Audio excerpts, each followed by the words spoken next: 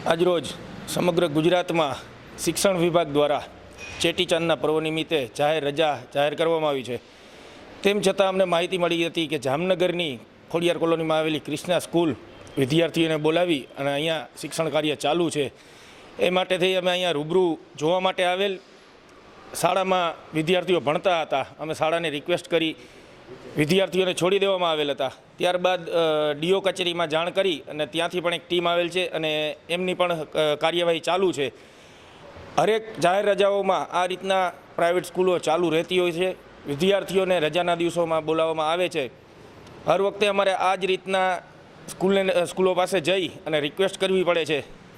બધી સ્કૂલોને એક રિક્વેસ્ટ છે કે જાહેર રજાઓમાં તમે જે વિદ્યાર્થીઓને બોલાવીને ભણાવો છો આ બંધ કરો અને ડીઓ કચેરીની પણ અમે એક રજૂઆત કરવાના છીએ કે આવી સ્કૂલો ઉપર કડકમાં કડક પગલાં લેવામાં આવે।